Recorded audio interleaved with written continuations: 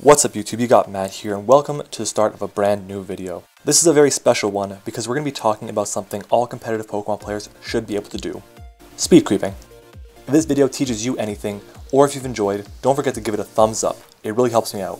So, sit back, relax, take some notes if you need to, and subscribe if you're new, because this video is going to be a good one. So you're here to get an answer to the question of, what is speed creeping? Whether you're a novice or an experienced player in the Pokemon Draft League format, there's a big chance that you've heard of the term speed creeping. Many of you know what it is, but since you're watching this video, I'll assume you don't. Now, that's not a bad thing. It just means that your ceiling to become a better competitive Pokemon player just got a lot higher. Speed creeping is when you train a Pokemon's speed stat a certain way so that it outspeeds or outslows whatever you need it to, without wasting extra EVs that can be placed in its other stats. Now, this doesn't only apply to EVs. This works well with natures too. Pokemon natures can do one of three things to a Pokemon's stats. The first thing is do nothing. That's because natures only affect 2 out of 5 stats. But wait, you might be asking yourself, aren't there 6 stats? Yes, there are. HP, attack, defense, special defense, and speed. Natures can affect all of them except for a Pokemon's HP. The second thing a nature can do is decrease a Pokemon's stat by 10%. That's not usually a good thing, but it can be in certain situations, and we'll talk about those later.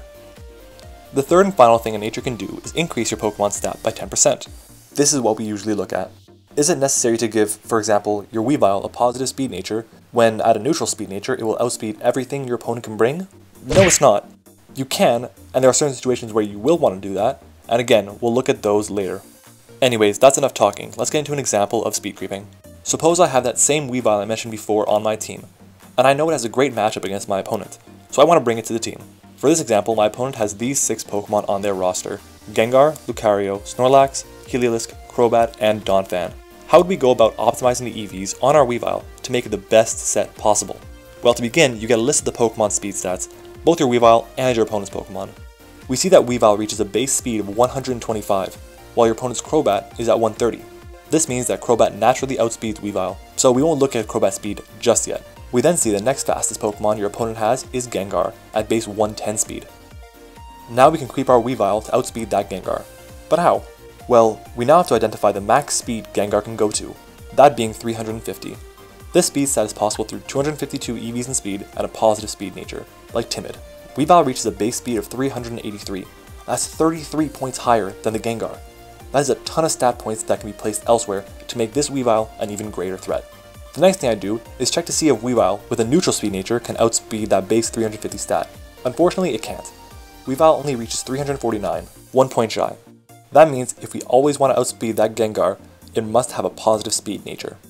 The next thing I do is I go on Pokemon Showdown and use the EV slider tool they have and move it until I'm at the stat that is 1 higher than the Pokemon I want to outspeed.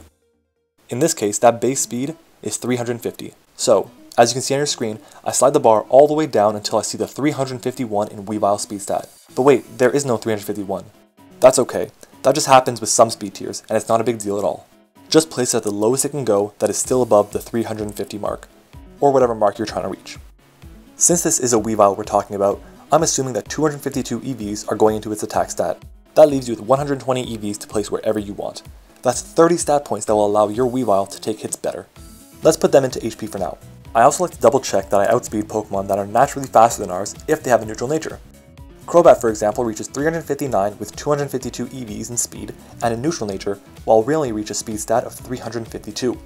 We could add a few extra EVs to our speed to outpace an adamant Crobat, but Weavile has type advantage, so Crobat would be unlikely to stay in anyways. Now, why is this tedious process so important? Well, here's why. Suppose your opponent's Lucario just KO'd your Miltank. He doesn't reveal that he's holding a Life Orb, meaning that you might be able to send in your Weavile, there are Stealth Rocks on your side of the field though, and you might be able to go for your Z move and take him out. But wait, you forgot to speed creep, meaning your Weavile has no EVs and HP. You do a quick calc and see that an Adamant Lucario's Bullet Punch has a 12.5% chance to KO your Weavile after Stealth Rocks.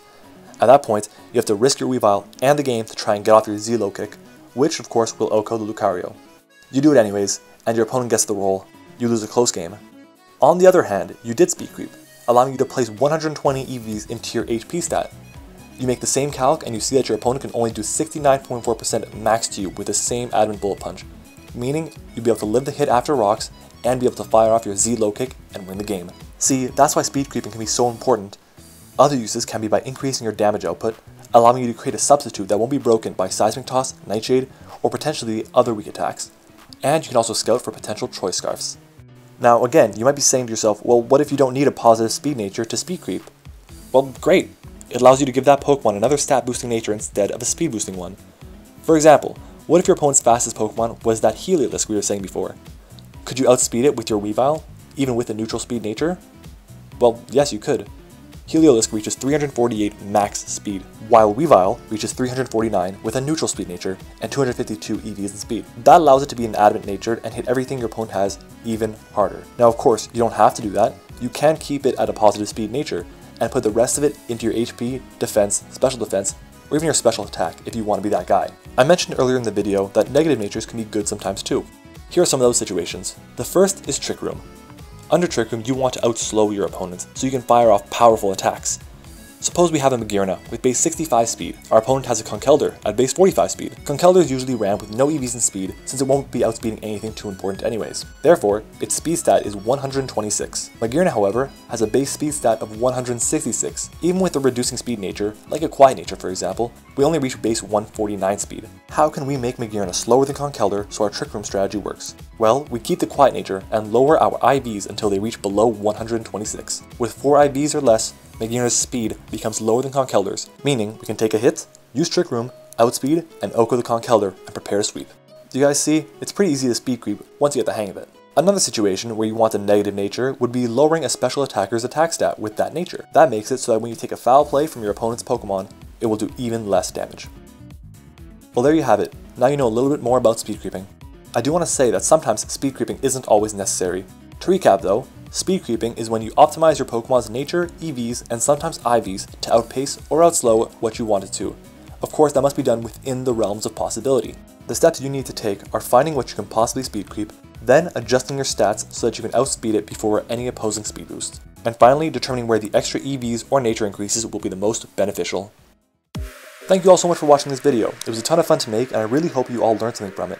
If you enjoyed the video, make sure to give it a thumbs up and subscribe if you're new. That way you'll know when I post my next Draft League video. Also, leave a comment letting me know if you sped crept before this video or if you're going to start doing that now. Don't forget to share this video as well, that way we can expand the Draft League community and help everyone improve as Pokemon players. I hope you guys stick around my channel a little bit longer, just to check out some of my other videos on your screen right now. Thanks again for watching, and I'll see you all next time.